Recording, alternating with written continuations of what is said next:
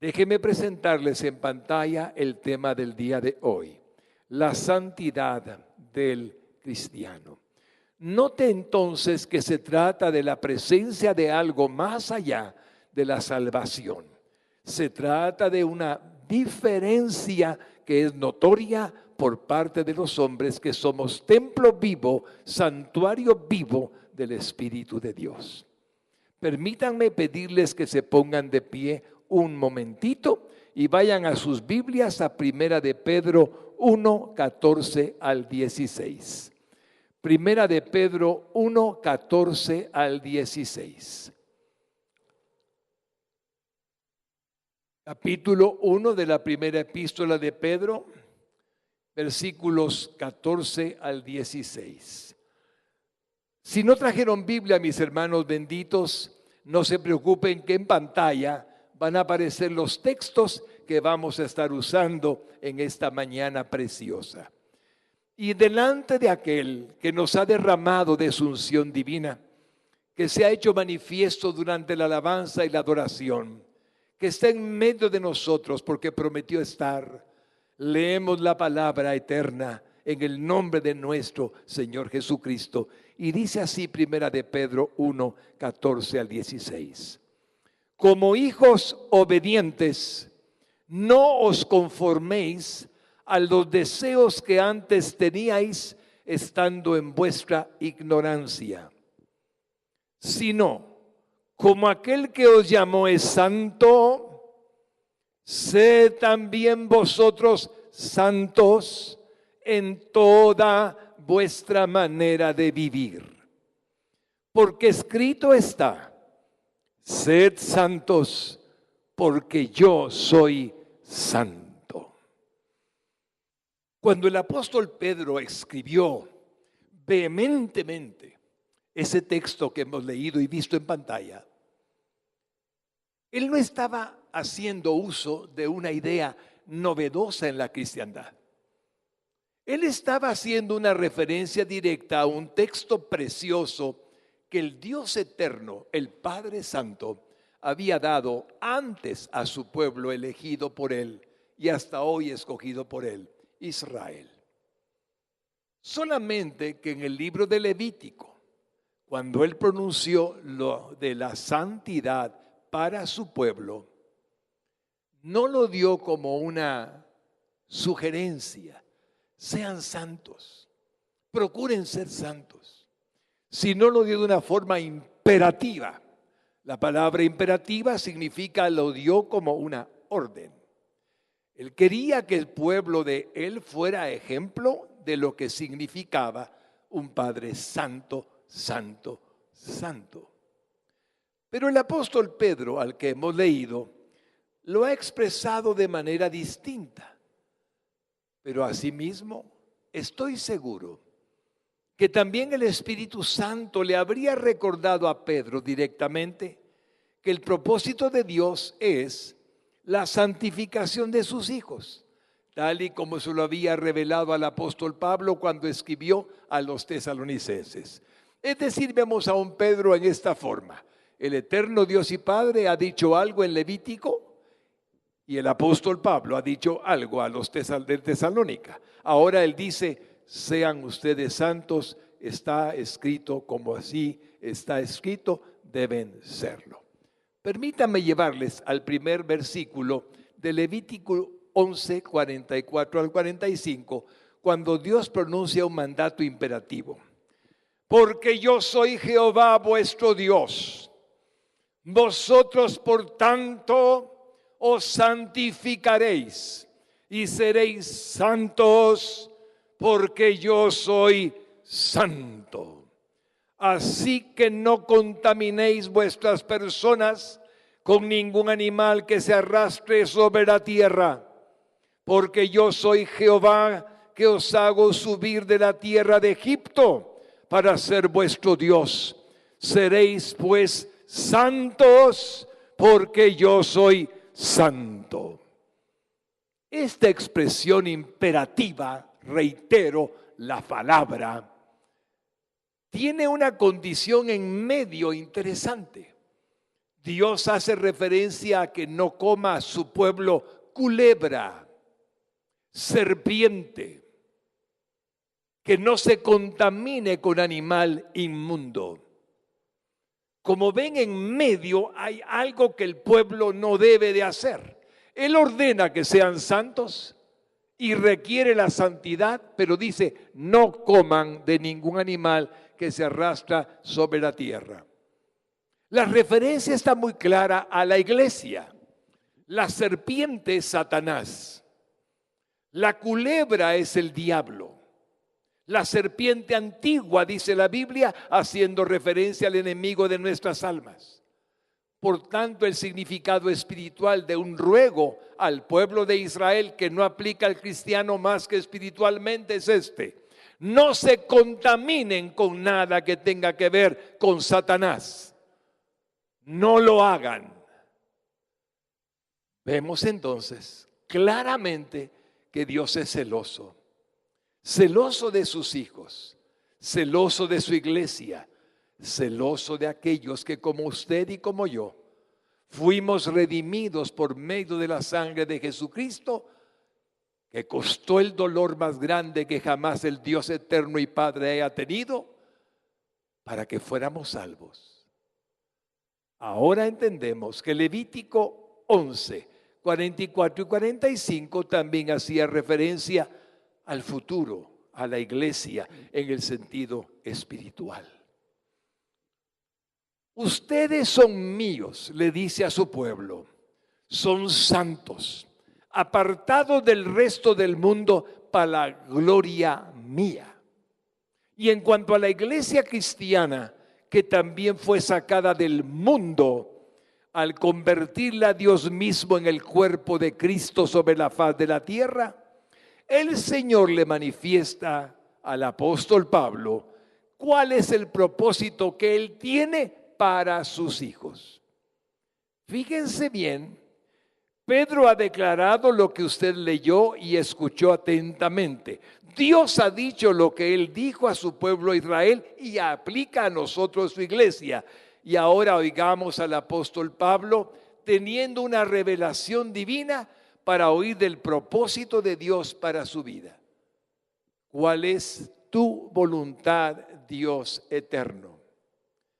Cuando ponemos atención a la voluntad de Dios y procuramos ponerla por obra, el Señor se agrada, el Señor se complace.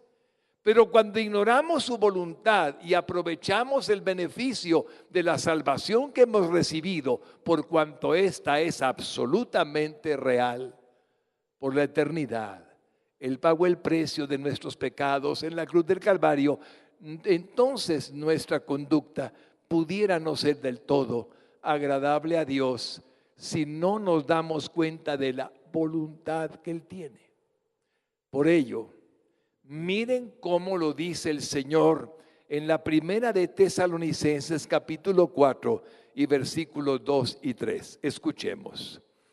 Porque ya sabéis qué instrucciones os dimos por el Señor Jesús. Pues la voluntad de Dios es vuestra santificación. Voy a repetirlo. Pues la voluntad de Dios para usted por nombre propio es su santificación, que os apartéis de fornicación. Es interesante que diga que os apartéis de fornicación, porque obviamente no puede haber santificación si hay fornicación. ¿Y qué es fornicación, pastor? Ya usted lo sabe, relaciones sexuales fuera del matrimonio. Eso es fornicar. La relación sexual Dios la ha establecido para el matrimonio. Lo que me interesa es que usted haya escuchado la voluntad de Dios. Y la voluntad de Dios está muy clara, no hay error, es su santificación. Lo relevante entonces aquí es la voluntad que Él tiene para todos nosotros. Conocerla es acercarnos a su corazón. Y esta es la voluntad suprema de Él, nuestra santificación. Es decir, el estar conscientes de que somos de Dios, que le pertenecemos en cuerpo, alma y espíritu, y que los frutos que Él espera que le den sus hijos es la santificación. ¿Qué significa en pocas palabras? La pureza moral, la pureza del alma, la pureza del cuerpo. Cuando usted purifica su alma y no la contamina con cosas que no son santas, cuando usted purifica su vida espiritual, evitando toda inmoralidad, y cuando usted purifica su cuerpo, evitando todo pecado que se deriva del mal uso del cuerpo humano, entonces usted está siendo santificado. Dice 1 Corintios 6, 19 al 20 esta verdad. ¿O ignoráis que vuestro cuerpo es templo del Espíritu Santo, el cual está en vosotros, el cual tenéis de Dios y que no sois vuestros? Porque habéis sido comprados por precio. Glorificad pues a Dios en vuestro cuerpo y en vuestro espíritu, los cuales son de Dios. Hermanos queridos, la afirmación divina está más que clara. Así dice el Señor. No ignoren que son templos vivos del Espíritu de Dios. No lo ignoren. Dios no habita en edificios. Dios habita en cuerpos de hombres y mujeres redimidas, lavadas con la sangre de Jesucristo, poniéndoles como santuario vivo en la faz de la tierra por los años que tienen de existencia, para que muestren al hombre una diferencia entre el que no es renacido y el que tiene a Cristo en su corazón. Entonces nosotros podemos destacar que, refiriéndose a la realidad de que no nos pertenecemos a nosotros mismos, como los impíos, los inconversos que hacen lo que quieren sin ningún temor, sino que por la obra expiatoria, por la sangre de la cruz derramada por nuestro Señor, nos hizo hijos de Dios. Hermanos lindos, hoy día es relativamente fácil convertirse en un creyente. Una buena predicación con la unción divina, la presencia del Espíritu Santo redarguidor, un alma sensible al llamado, hace que la gente venga al altar, se arrodille delante de la presencia del Dios invisible y lo reciba a Cristo en el corazón. El momento puede tardar 5 minutos, 1 minuto o media hora. Pero ese momento es crucial para el resto de la existencia del ser humano. Por lo tanto, parece tan fácil que a veces olvidamos lo que significó para Dios darnos la salvación. Y es que el mismo Dios, con nuestro Señor Jesucristo y con el Espíritu Santo, decidieron hacer algo extraordinario. Y es venir el mismo Cristo eterno, el Verbo eterno, encarnándose en un cuerpo de hombre para venir al sufrimiento y al padecimiento en representación de todo el pecador que habita en la faz de la tierra. Y morir en la cruz para el perdón de todos nuestros pecados. Y el que le confiesa y cree en su corazón que es verdad que Jesucristo murió por él, entonces recibe la salvación preciosa que Cristo le otorga por su sangre. Pero si olvidamos esto, no valoramos el significado glorioso que tiene el que Él haya muerto por nosotros y menospreciamos el sacrificio, el dolor, el oprobio y todo lo que significó su sufrimiento. Y esto nos quita mucho de santidad. Nos hace olvidarnos y de pronto andamos diciendo, soy salvo. Y verdaderamente podemos serlo si Él nos ha perdonado de pecados. Pero ¿dónde está la actitud del alma de agradecimiento? Debo de guardarme del pecado por el cual mi Señor Jesucristo murió por mí en la cruz del Calvario. Debo de guardarme del dolor que puede provocarle al eterno Dios y Padre de nuestro Señor Jesucristo el que yo vuelva a cometer los mismos pecados que antes hacía. Debo de preservarme porque lo que Él hizo por mí no tiene precio, es incalculable. Ese recordatorio tiene un gran significado para Dios. Valorar lo que Él hizo por siempre. Por eso dice Efesios capítulo 2 y versículos 12 y 13. En aquel tiempo estabais sin Cristo, alejados de la ciudadanía de Israel y ajenos a los pactos de la promesa, sin esperanza y sin Dios en el mundo. Pero ahora, en Cristo Jesús, vosotros que en otro tiempo estabais lejos, habéis sido hechos cercanos por la sangre de Cristo. Mis hermanos lindos, ustedes y yo tenemos la dicha incomparable de ser cercanos a Dios. Él nos conoce por nombre. Tan nos conoce íntimamente que no necesita vernos desde el cielo, aunque lo hace en su omnipresencia, sino que mora dentro de nosotros. Este privilegio, que es locura para el mundo, es algo tan glorioso que deberíamos de estar de rodillas muchos momentos al día, recordando lo que Dios hizo en nosotros, agradeciéndole con humildad su sacrificio. Como ven, la santificación incluye agradecimiento.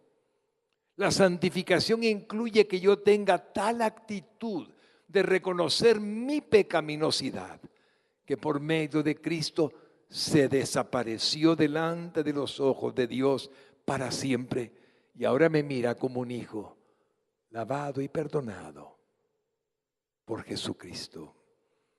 Así, esa cercanía a Dios nos ha traído responsabilidades, comenzando porque Dios anhela nuestra santificación. Por eso, volvamos al texto sagrado de Primera de Pedro 1, 14 al 16. Como hijos obedientes, no os conforméis a los deseos que antes teníais, estando en vuestra ignorancia, sino como aquel que os llamó es santo, sed también vosotros santos en toda vuestra manera de vivir, porque escrito está, sed santos porque yo soy santo. No os conforméis a la vieja manera de vivir, no volváis a vuestras viejas costumbres, no volváis a vuestros viejos pecados, no volváis a vuestras formas antiguas de proceder, porque escrito está, sed santos como yo soy santo. Y notamos que hay una diferencia entre el mandato imperativo que leímos en Levítico 11, 44 y 45, ya que guiado por el Espíritu Santo cambió ese mandato imperativo de seréis santos en una tierna, amorosa y dulce exhortación invitadora a hacer la voluntad de Dios en la expresión sed santos, sed santos. Sin embargo, aunque este tema es del agrado de los ángeles que nos acompañan en este lugar, y aunque este tema es del agrado del Padre, del Hijo y del Espíritu Santo, el tema de la santidad en las predicaciones de hoy no es de los favoritos de la iglesia. Sin embargo, al examinar la historia del cristianismo, descubrimos que tampoco en el pasado reciente era un tema favorito en las iglesias. Durante el siglo XIX comenzó a manifestarse cierta oposición a la vida de santidad que Dios demandaba de los creyentes. que se acrecentó durante el siglo XX y sigue evidenciándose hasta hoy en pleno siglo XXI. Permítanme comentarles un breve relato de lo que aconteció en una iglesia de Escocia con un pastor bautista allá por los años 1880. Lo llevo a Escocia, lugar de tradición cristiana. Lo llevo a Escocia al año 1880, siglo XIX. Lo llevo a Escocia a una iglesia bautista. Y oigan la historia de lo que aconteció, mostrándonos el primer punto, el desagrado acerca de la predicación de la santidad. El desagrado acerca de la predicación de la santidad. Como ven, lo he puesto por escrito porque es verdad. El doctor Stuart Holden escribió así en sus memorias: recuerdo a un hombre que se dirigió a mí diciendo que no le gustaba algo que se había dicho desde el púlpito en la iglesia. Me dijo: no acepto toda esta enseñanza acerca de la santidad y de que debemos conformarnos a Cristo. Me molesta que usted hable de la conformidad a Él. Yo estoy bien satisfecho con saber que soy salvo y que estoy de camino al cielo. A mí eso me basta. El doctor Stuart Holden dice así: yo le tuve que decir, amigo mío, difícilmente puede ser este el criterio para juzgar de las cosas que conciernen a la verdadera cristiandad. Usted dice que se siente satisfecho con saber que está salvo y de camino al cielo. Pero, ¿está satisfecho Dios con usted? ¿Es solo para esto para lo que murió Cristo? ¿Y qué de nuestra conducta mientras vivimos aquí en la tierra? Y dice el doctor Holden, y aquel hombre se quedó sin saber qué responder. En relación con esta historia que refleja el sentir de muchos creyentes, hay un connotado obispo Moule. Moule, se pone Moule y se dice Moule, dijo estas palabras: quien está plenamente perdonado debe anhelar ser totalmente santo. Y si usted es salvo, si usted fue perdonado porque Cristo pagó por usted, por sus pecados, el anhelo de su alma debiera de ser santo. Aunque el obispo Moule también pertenece a los siglos anteriores, sus palabras no han perdido vigencia. Pero la Sagrada Escritura nos advirtió que así pasaría, que conforme pasaran los años, hombres perversos vendrían a hacer burla de la santidad del creyente. Y esto en el siglo XXI se ha hecho evidente. Permítanme contarles, antes de proyectarles lo que el Espíritu Santo dictó a Pablo, cómo en una secta cristiana, entre comillas, se enseña que usted puede pecar porque ya es salvo. Es decir, no importa lo que usted haga, como de cualquier manera va al cielo, no hay ningún problema. Cristo ya pagó por sus pecados. Sé que lo que le digo le alerta, le pone en alerta, pero quiero que sepa que es la doctrina de un hombre que ya murió, que se hacía pasar por Jesucristo en la faz de la tierra, Manuel de Jesús Miranda. Murió de cirrosis hepática. Llevó a la ruina a muchas almas, diciéndoles que podían pecar sin ningún problema, ninguna consecuencia, porque ellos eran salvos. Esa secta tenía más seguidores de los que usted se imagina. Vi con dolor cómo se marcaban en sus bracitos o en su frente el 666, porque en la locura de este hombre dijo que también era el anticristo. Como ven, es obvio que la santidad ha sido despreciada por las sectas que pregonan algo distinto. Apenas hace una semana, en Inglaterra ha surgido una nueva iglesia. Se llama la Iglesia sin Dios. ¿Le parece absurdo? Es absolutamente absurdo, pero así se llama y existe.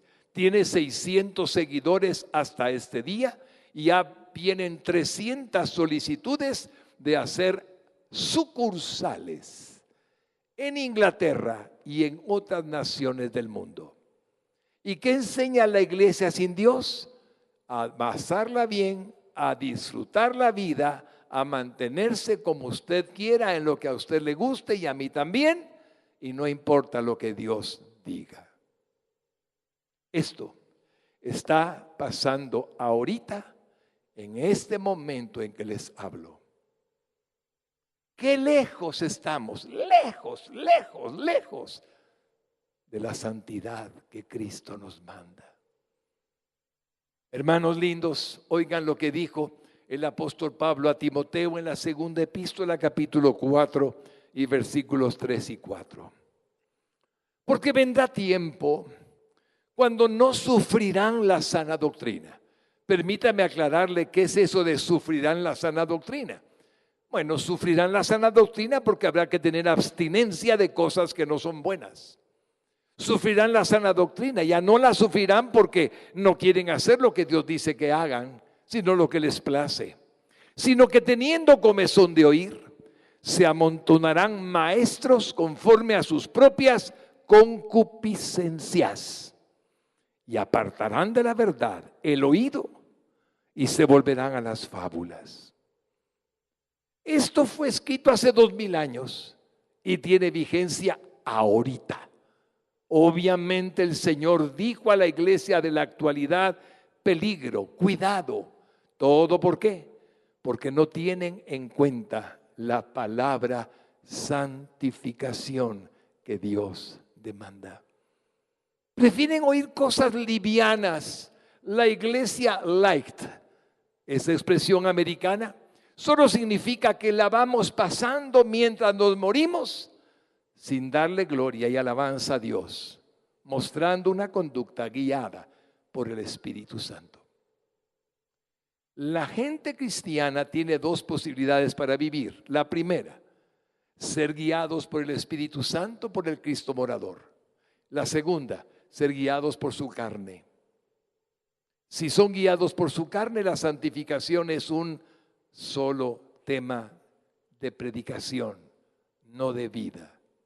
Si son guiados por el Espíritu Santo, la santificación es una obra de cada día. Oigan 1 de Timoteo 4:1.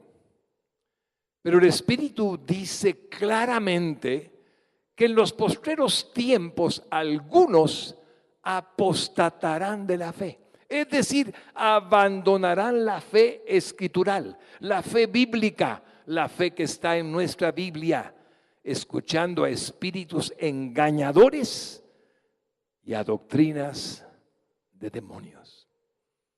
Hermanos lindos, nos apartarán si no tenemos cuidado de la verdad divina y santa. Para mi vida como pastor, el hecho de predicarle a una iglesia sobre la santidad significa la complacencia de mi Señor en todo cuanto estoy expresando. Y para su vida, mi hermano, significa un reto, un verdadero reto. ¿Por qué? Porque Dios le está hablando.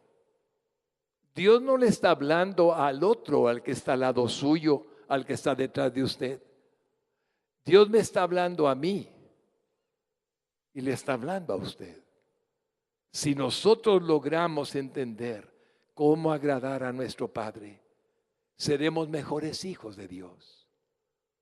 Yo soy papá de 6 hijos y sé que mis hijos tratan de agradarme haciendo lo correcto.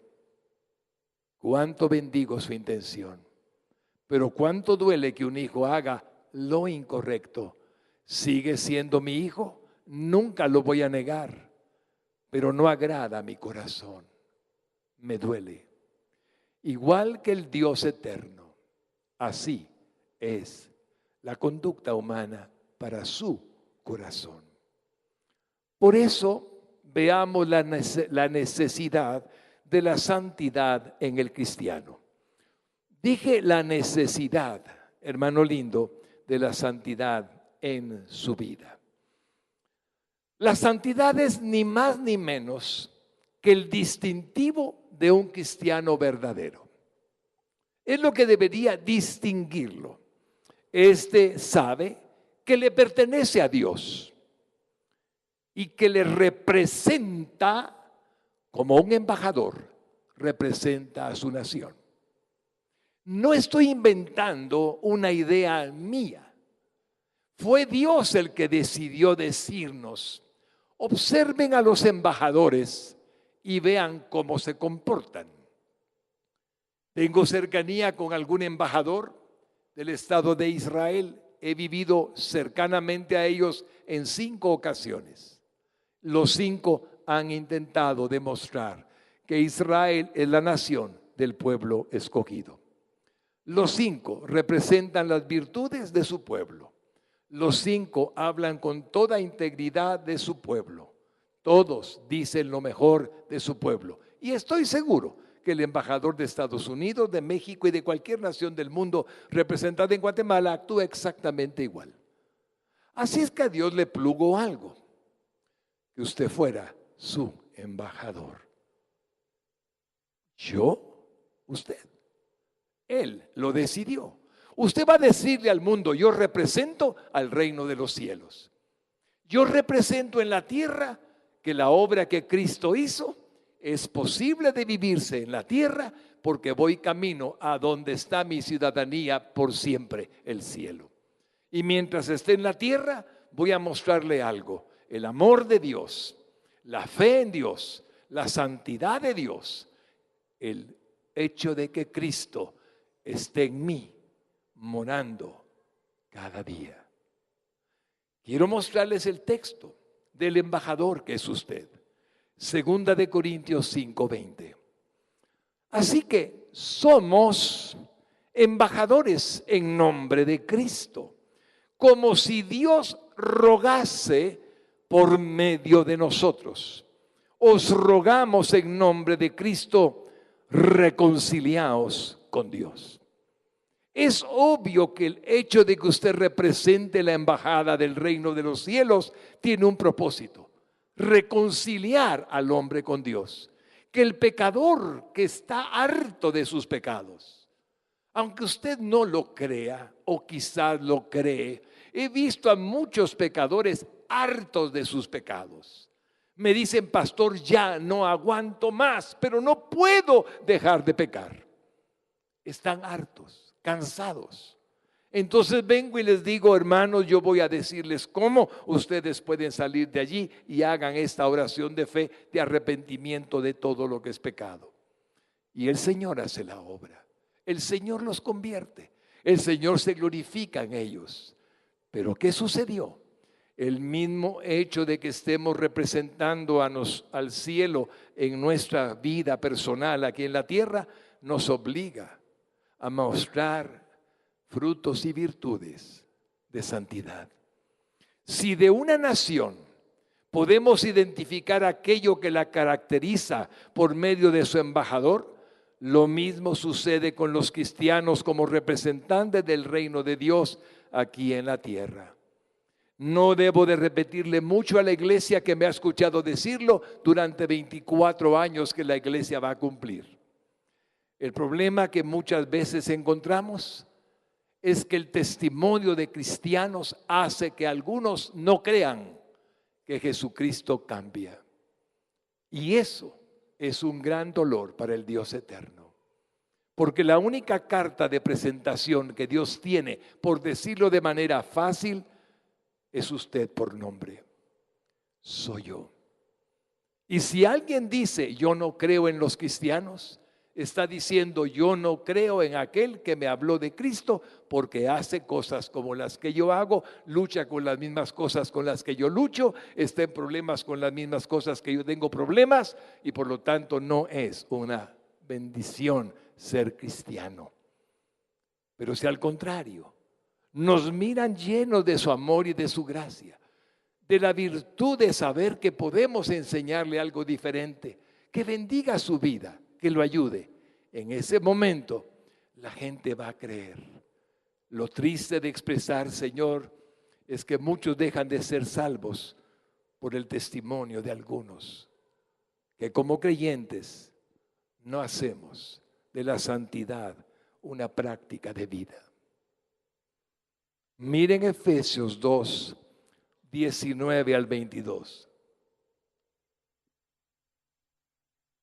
Así que ya no sois extranjeros ni advenedizos, sino conciudadanos de los santos y miembros de la familia de Dios, edificados sobre el fundamento de los apóstoles y profetas, siendo la principal piedra del ángulo Jesucristo mismo, en quien todo el edificio bien coordinado va creciendo para ser un templo santo en el Señor, en quien vosotros también sois juntamente edificados para morada de Dios en el Espíritu.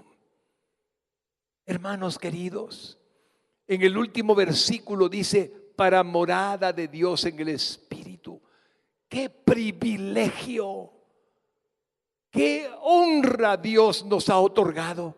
Morada del mismo Dios en el Espíritu. Por el Espíritu que está en nosotros, somos morada suya. Es obvio que el ser morada de Dios por medio de su Santo Espíritu nos impulsa a ser diferentes de los hombres naturales, de las personas que no tienen a Cristo morando en su corazón. Y tal diferencia radica en la manifestación del Cristo morador en nuestro comportamiento. Es decir, mi hermano, no tiene usted ni tengo yo mérito alguno por comportarnos de manera distinta a como el mundo se comporta. El mérito lo tiene Jesucristo que mora en nuestro corazón. El mérito es del Espíritu Santo que nos conduce a lo que es puro y es bello en la fe. El mérito es de Él. No es de nosotros, es su gracia, es su poder, es obrar Él a través nuestro ante los demás. En realidad, tal diferencia radica en la manifestación del Cristo morador en nuestro comportamiento. Se trata de mostrar sus virtudes, de evidenciar sus frutos. Y así enseñar a las demás personas que Jesucristo es real. No solamente en el trono del tercer cielo, a la diestra del Padre Celestial, sino también en el alma del hombre, que Él mismo convirtió en una nueva criatura cuando le otorgó el nacer de arriba. Todos somos pecadores. Todos éramos de lo peor, unos más, unos menos. Pero cuando Jesucristo nos dio el nuevo nacimiento, nos convirtió en una nueva criatura. Todos tenemos una nueva creación. A partir de allí dice la Escritura: y si antes conocimos a alguien en su vida antigua, ya no le conocemos más así.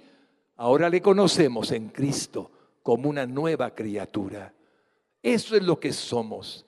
Por ello, el alma del hombre manifiesta el que ha nacido de arriba. Jesucristo fue el que dijo estas palabras tan importantes, mis hermanos. Mateo 7, 16 al 20. Por sus frutos los conoceréis. ¿Acaso se recogen uvas de los espinos o higos de los abrojos? Así, todo buen árbol da buenos frutos, pero el árbol malo da frutos malos. No puede el buen árbol dar malos frutos, ni el árbol malo dar frutos buenos.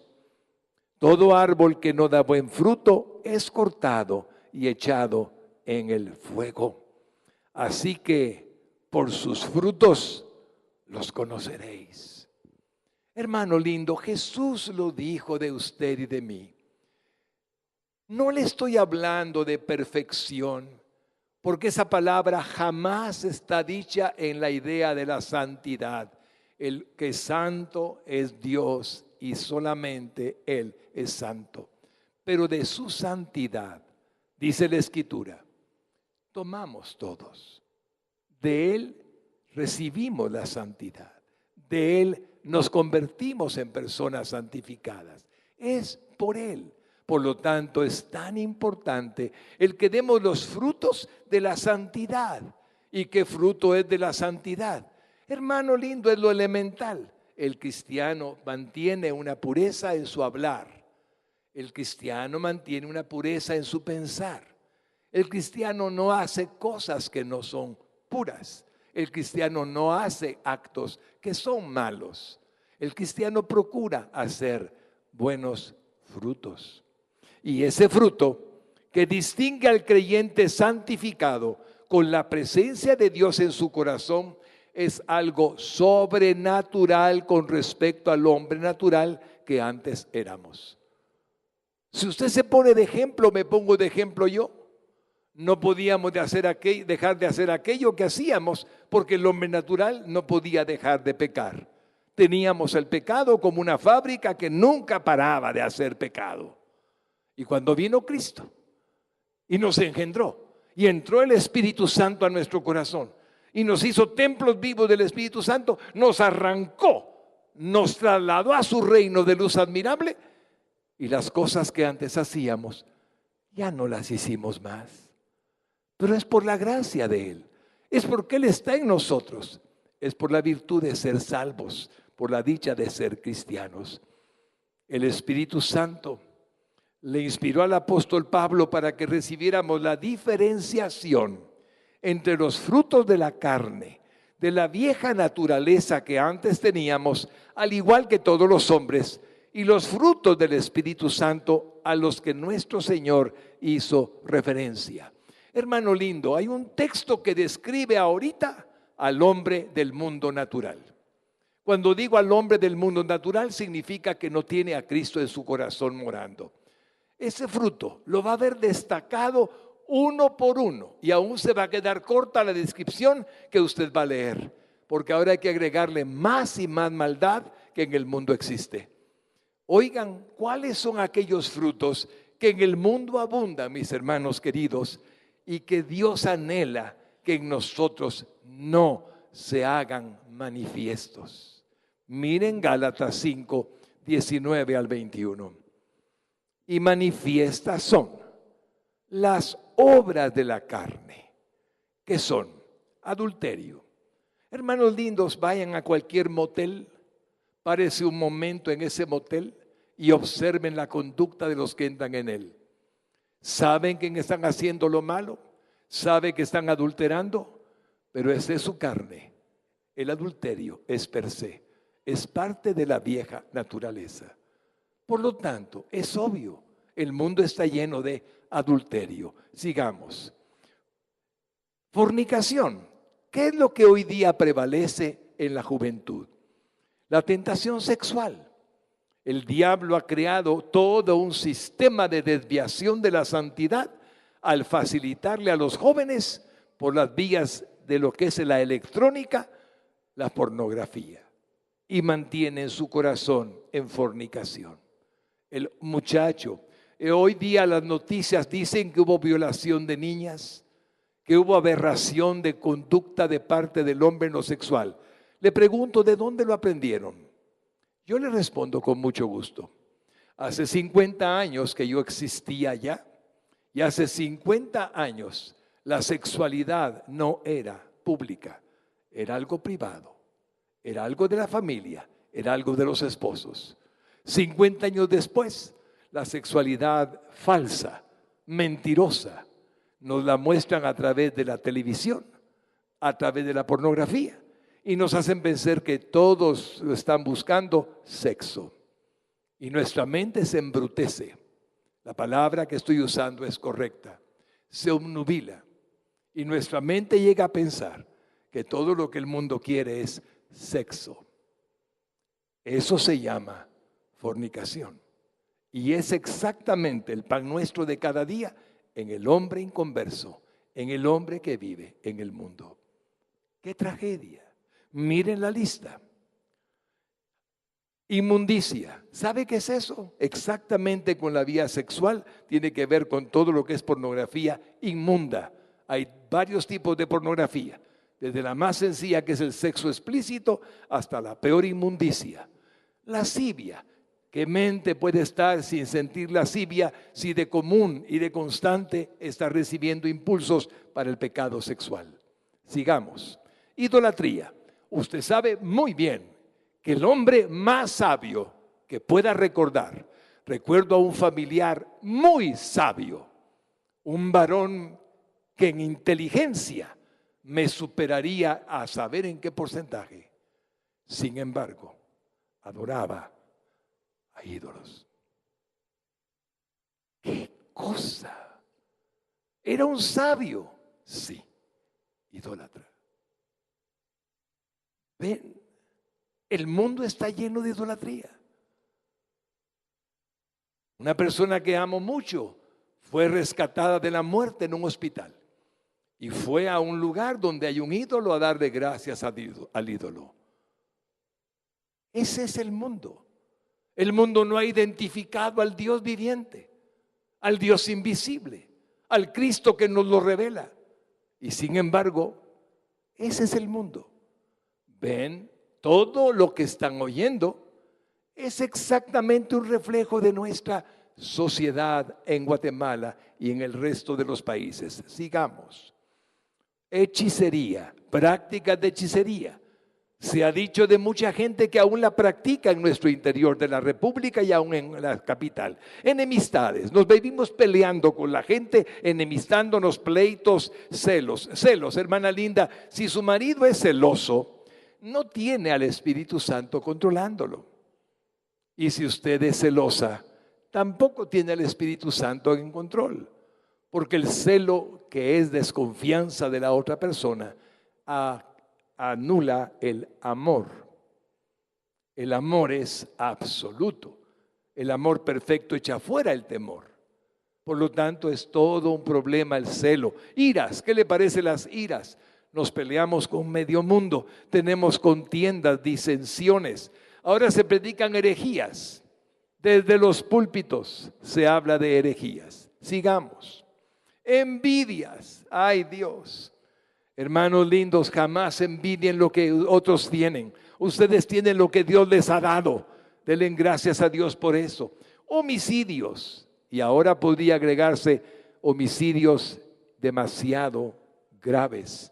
Borracheras, orgías y cosas semejantes a estas, acerca de las cuales os amonesto, como ya os lo he dicho antes, que los que practican tales cosas no heredarán el reino de Dios. ¿Cómo puede un Dios santo permitir que aquellos que practican toda esa maldad herede la bendición que Dios puede darle? ¿Cómo puede? Hermanos, es una contradicción, pero a veces suponemos que podemos hacer esa clase de cosas cuando está muy claro el panorama. El hombre sin Cristo no santificado abunda en las obras de la carne. Un rápido vistazo al mundo que nos rodea hace más que evidente que así son las obras de los hombres impíos o no redimidos que nos rodean, que no son salvos, que no tienen a Cristo en su corazón. Esta cita es como un retrato del mundo. Las noticias nos lo confirman. Y esto sucede en todos los países, en todas las naciones de la tierra.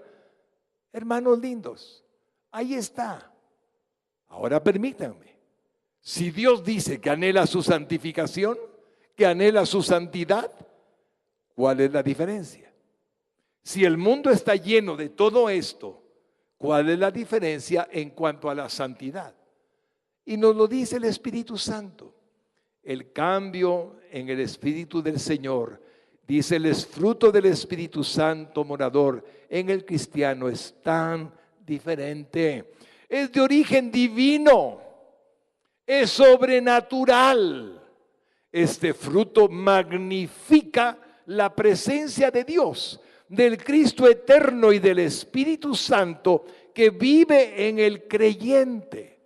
Iglesia linda, oiga la diferencia en nuestro corazón habitando. Gálatas 5, 22 al 24.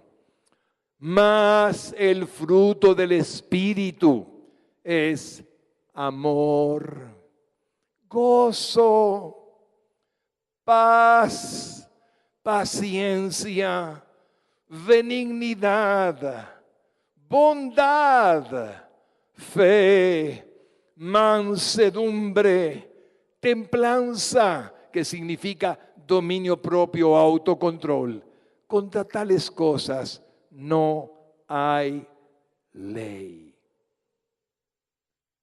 Pero los que son de Cristo han crucificado la carne con sus pasiones y deseos.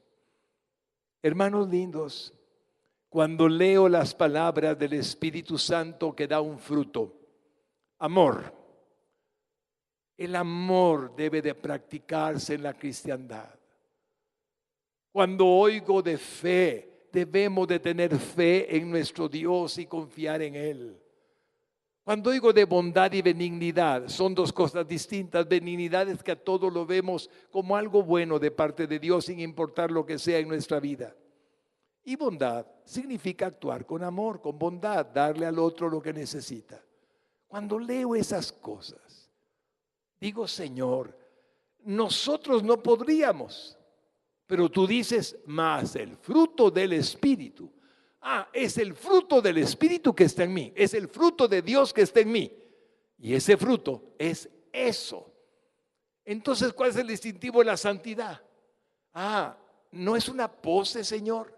No se trata de algo donde uno está muy de una manera especial y habla diferente. No es eso. Es solamente que el Espíritu Santo morador nos da tanto amor por la gente, tanta paz en nuestro corazón, tanto sentimiento de confianza en Dios que se llama fe, tal certeza de que todo es para bien, como la palabra dice, que se llama benignidad. Tal bondad que anhelamos hacerle un bien a otro sin esperar nada a cambio. Tal mansedumbre que no andamos irritados ni molestos con nadie. Tal seguridad y dominio propio, Señor, que nos permites el autocontrol cuando la carne quiere algo, nos dices no. Y el dominio propio no es más que el fruto de tu espíritu para decir no.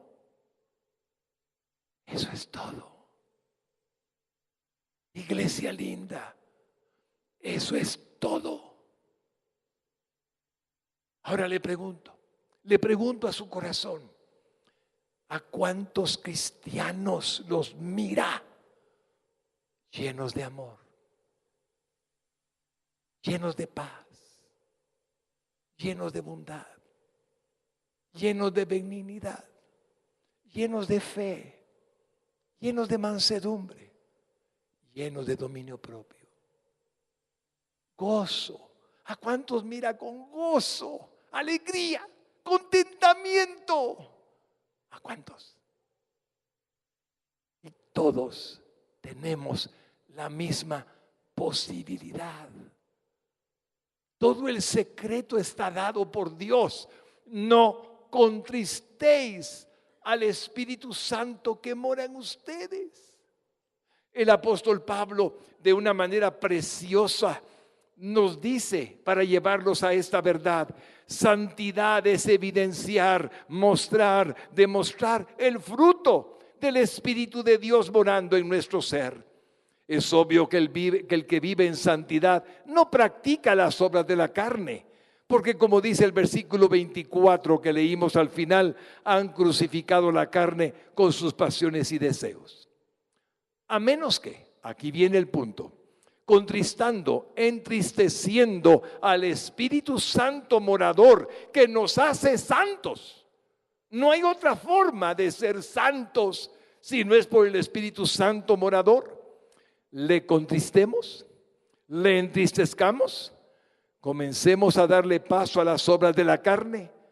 Y por eso es el ruego, el clamor del apóstol Pablo, llenándose de la misma gracia divina, cuando nos dice a manera de advertencia, Gálatas 5, 16 al 17.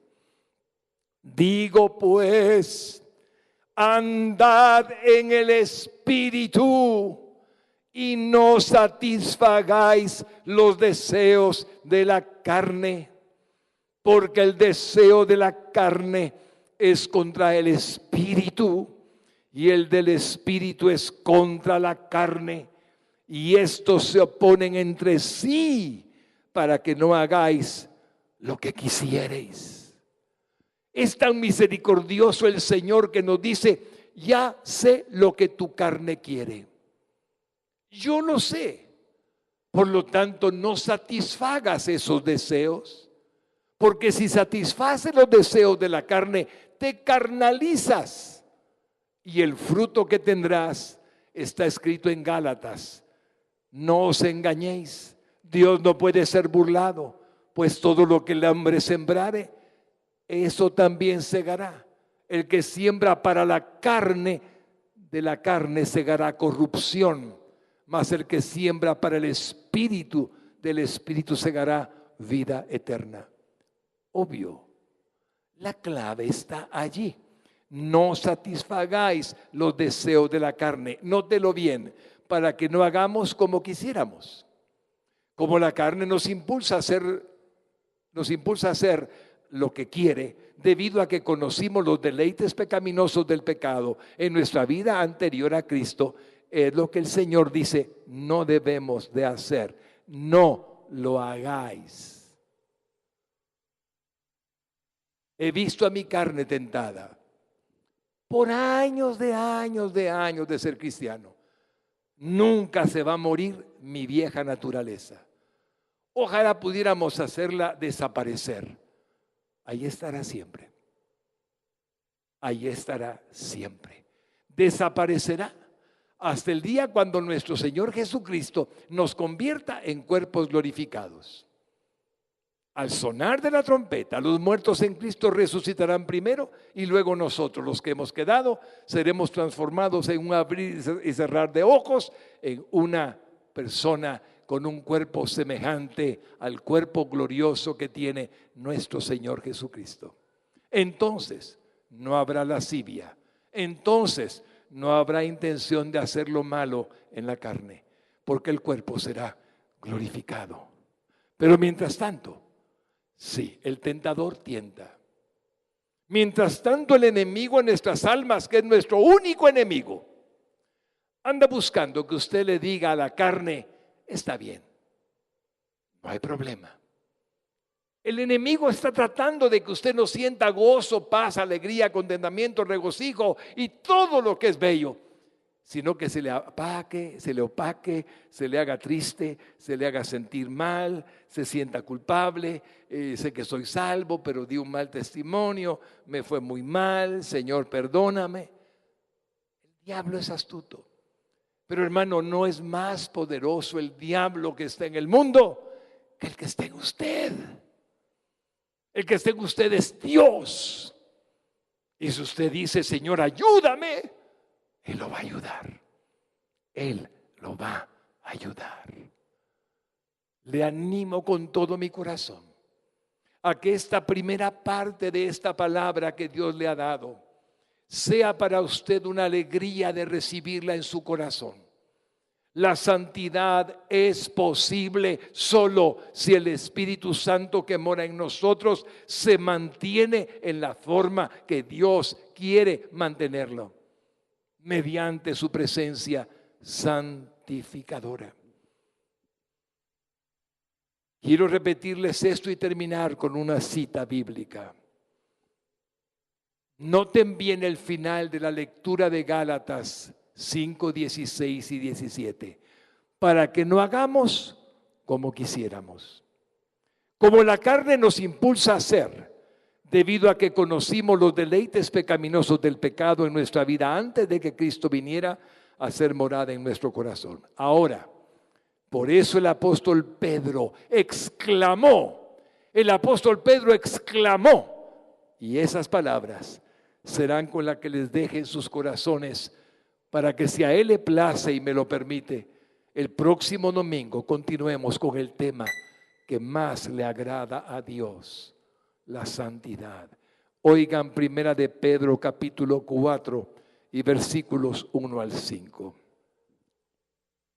Puesto que Cristo ha padecido por nosotros en la carne, vosotros también armaos del mismo pensamiento. Pues quien ha padecido en la carne, terminó con el pecado, para no vivir el tiempo que resta en la carne, conforme a las concupiscencias de los hombres, sino conforme a la voluntad de Dios. Baste ya el tiempo pasado para haber hecho lo que agrada a los gentiles, andando en lascivias, concupiscencias, embriagueces, orgías, disipación y abominables idolatrías. A estos les parece cosa extraña que vosotros no corráis con ellos en el mismo desenfreno de disolución y os ultrajan. Pero ellos darán cuenta al que está preparado para juzgar a los vivos y a los muertos. Basta ya el tiempo pasado para haber hecho todo cuanto queríais hacer. Basta ya el tiempo pasado, sea suficiente en todos los pecados que hacíais. No más. Porque estáis en Cristo, porque sois nueva criatura, porque Dios mora en ustedes. Basta el tiempo pasado para haber hecho todo aquello que hicimos. Ahora es el tiempo de buscar que Él pueda agradarse de nuestra vida, solamente agradándole a Él, buscando la gloria de su nombre con nuestra propia forma de vivir. Ese es el clamor que Dios tiene para cada uno de sus hijos, sobre todos los hombres y mujeres donde Él habita.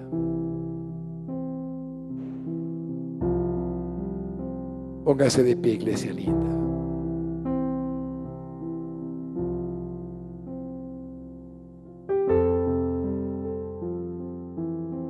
Créale a Dios, mi hermano. Créale a Dios, mi hermanita. Créale. No le está pidiendo nada que usted tenga que hacer. No puede, por su propia fuerza, por su propio medio, llevar a cabo nada de lo que es la santidad de vida. Le está diciendo: déjame a mí. Déjame a mí que estoy dentro de ti. Consagrarte, llenarte de mi presencia, santificarte. Déjame a mí, que yo lo haré. No hagas caso a las concupiscencias de tu carne. Confía en mí. Entre más yo tenga el control, menos sentirás la tentación de lo que es malo. Más fuerte serás para presentarte como yo anhelo que te presentes delante de los hombres. Ánimo, varón lindo. Ánimo, mujer linda. Ánimo. No somos nuestros. Él nos compró. Él nos llamó. somos su templo. Mostraremos, Señor, en tu bondad el fruto de tu espíritu, el fruto de tu presencia en nuestro corazón.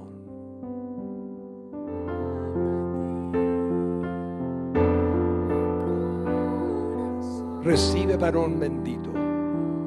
Recibe, mujer linda, la certeza de que Dios ama la intención que tiene de buscar la gloria de su nombre, buscando la santidad de su vida.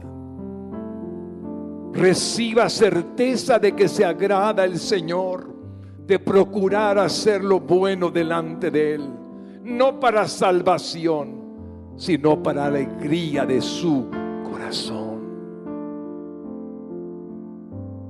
Te amamos, Jesús. Te adoramos, Jesús. Te bendecimos, Jesús. Si algún hombre o mujer estuviera en la iglesia sin Cristo, hay una oración de fe que voy a hacer que cambia la vida para siempre. Permítame repetírsela, y usted, si nunca ha recibido a Jesucristo en su corazón, pueda levantar al Señor su oración conmigo. Dígale de esta manera: Jesús, soy pecador y me arrepiento. Te pido perdón por todos mis pecados. Sé que he hecho mal y lo lamento, pero hoy vengo a confesarte a ti, Jesucristo, como mi Salvador, porque tú mismo veniste a este mundo para perdonarme. Moriste en la cruz del Calvario, derramaste tu sangre para lavarme y limpiarme de toda maldad. Hoy te reconozco el Salvador de mi vida. Hoy te reconozco, Señor, mi único Salvador. Y te agradezco que tu sangre me limpie de todo pecado. Y creo en mi corazón que después de haber muerto, resucitaste al tercer día y eres Dios. Entra a mi corazón por tu Espíritu Santo. Hazme una nueva criatura a partir de hoy y vengas a ser morada dentro de mí. Te doy gracias por la vida eterna, en el nombre precioso que es tu nombre, en el nombre de Jesús. Amén y amén.